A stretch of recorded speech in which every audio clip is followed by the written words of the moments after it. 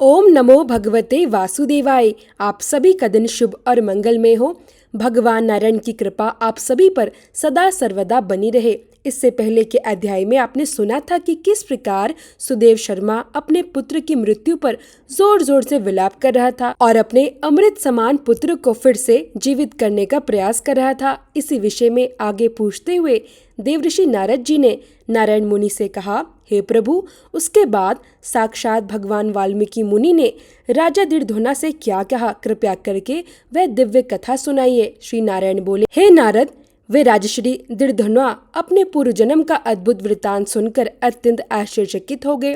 फिर वे विनम्र भाव से मुनि श्रेष्ठ वाल्मीकि मुनि से पूछने लगे, हे ब्राह्मण देव, आपके ये नवीन, सुंदर और अमृत समान वचन बार बार सुनने पर भी मेरे मन को तृप्ति नहीं हो रही, इसलिए कृपया करके उस कथा का पूरा वृत्तांत पुनः कहिए।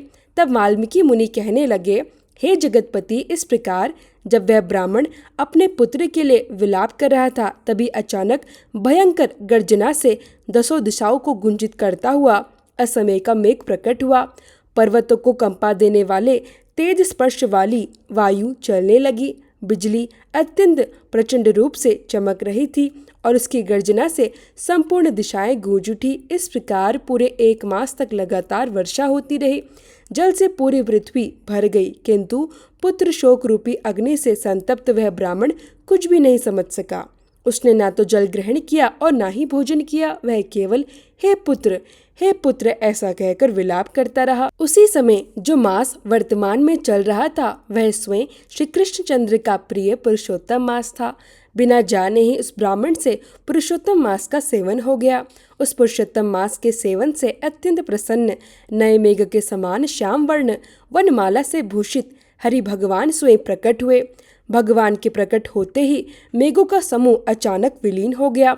उस ब्राह्मण ने साक्षात पुरुषोत्तम श्री कृष्णचंद्र के दिव्य दर्शन किए। भगवान के दर्शन होते ही उसने अपनी गोद में लिए हुए पुत्र के शरीर को भूमि पर रख दिया और अपनी पत्नी सहित भगवान के चरणों में दंडवत प्रणाम किया। फिर हाथ जोड़कर वह ब्राह्मण भगवान श्री कृष्ण के समक्ष अत्यंत विनम्र भाव से बार बार प्रार्थना करने लगा। भगवान भी पुरुषोत्तम मास की सेवा से अत्यंत प्रसन्न हुए और अमृत वर्षा कराने वाली मधुर वाणी में बोले, हे ब्राह्मण, तुम धन्य हो। वास्तव में इस समय तुम अत्यंत भाग्यशाली हो। तुम्हारे सौभाग्य का वर्णन भला तीनों लोकों में कौन कर सकता है। भगवान आगे कहने लगे, हे वत्स, हे तपोधन, जो तुम्हारा होने वाला है उसको हम कहेंगे। अब तुम सुनो। हे ब्राह्मण, तुम्हें 12,000 वर्ष की आयु वाला पुत्र प्राप्त होगा। इसके अतिरिक्त तुम्हें पुत्र से मिलने वाले सभी सुख भी प्राप्त होंगे, इसमें तनिक भी संदेह नहीं है। हे दुष्श्रेष्ठ, प्रसन्न होकर मैंने स्वयं यह पुत्र तुम्हें प्रदान किया है। हमारी कृपा से तुम्हें जो पुत्र सुख प्राप्त होगा उसे देखकर देवता, गंधर्व और मनुष्य भी पुत्र सुख की इच्छा करेंगे। अब मैं तुम्हें एक प्राचीन इतिहास सुनाता हूँ, जिसे पहले महर्षि मार्कंडेय मुनि ने राजा रघु से कहा था। प्राचीन समय में धनु नामक एक महान मुनि थे। वे संसार के लोगों को पुत्र रूपी मानसिक चिंता में डूबा हुआ देखकर अत्यंत दुखी हुए। फिर उन्होंने अमर पुत्र की इच्छा से अत्यंत कठोर तपस्या आरंभ कर दी। हजारों वर्ष बीत जाने पर देवताओं ने प्रकट होकर धनुर्मुनि से कहा, हे मुनि श्रेष्ठ, आपकी कठिन तपस्या से हम सब अत्यंत प्रसन्न हैं, इसलिए अपने मन के अनुसार कोई वर मांगिए। श्री नारायण बोले, तब देवताओं के अमृत समान वचन सुनकर धनुर्मुनि ने बुद्धिमान और अमर पुत्र की इच्छा प्रकट की।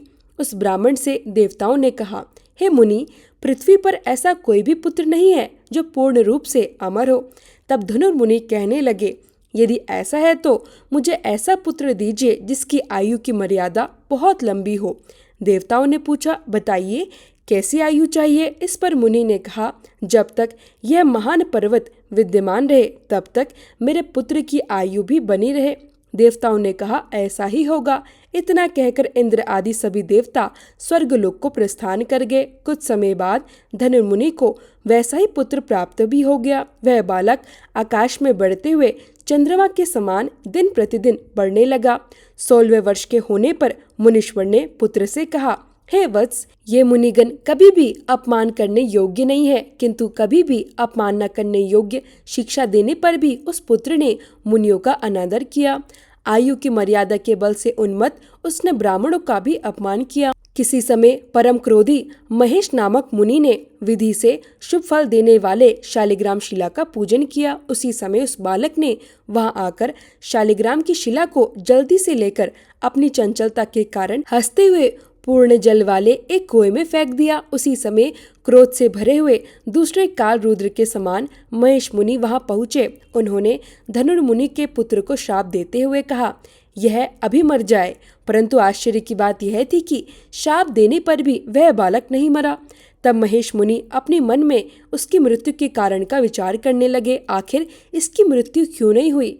फिर उन्होंने ध्यान किया और जान लिया कि देवताओं ने इस बालक को नियमित आयु वाला बनाया है। इस प्रकार विचार करते हुए महेश मुनि ने एक लंबी सांस ली। उनकी उस सांस से अनेक करोड़ महेश उत्पन्न हो गए। उन महेशों ने पर्वतों के टुकड़े टुकड़े कर दिए और उसी समय उस मुनि का अत्यंत दुराचारी पुत्र मर गया। धनुर्मुनि अपने पुत्र की मृत्यु से अत्यंत दुखी होकर बार बार विलाप करने लगे।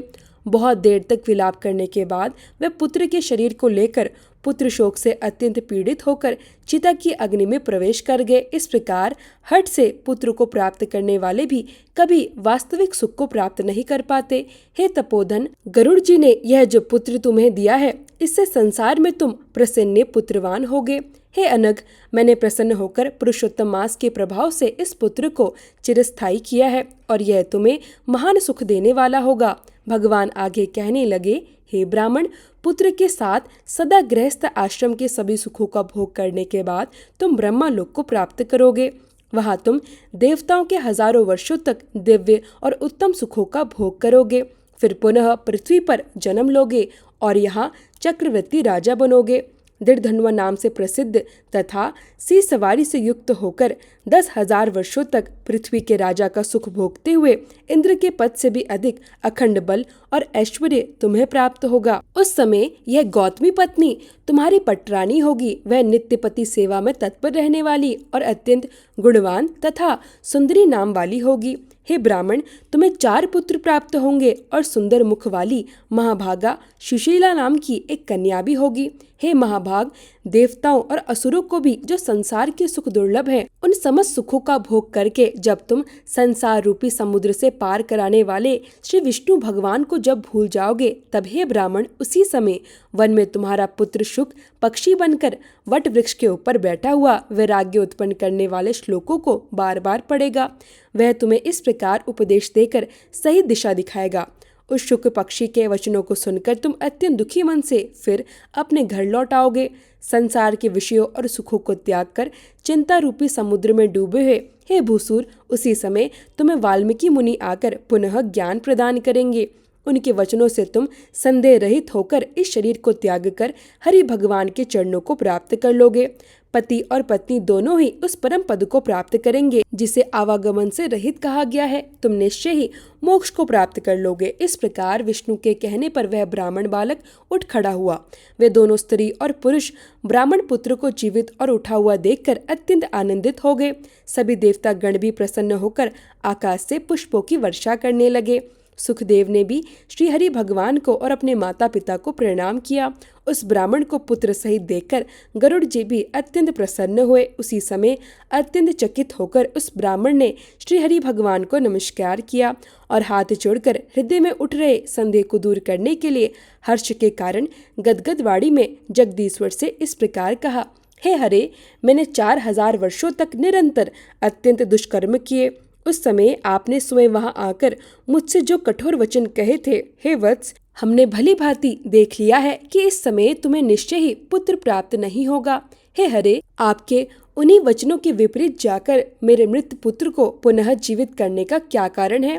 तब भगवान श्री हरि ने इसके पीछे जो भी कारण बताए उसका पूरा वृत्तांत आप सभी अगले अध्याय में सुनेंगे। उम्मीद है आज की ये कथा आपको अवश्य पसंद आई होगी।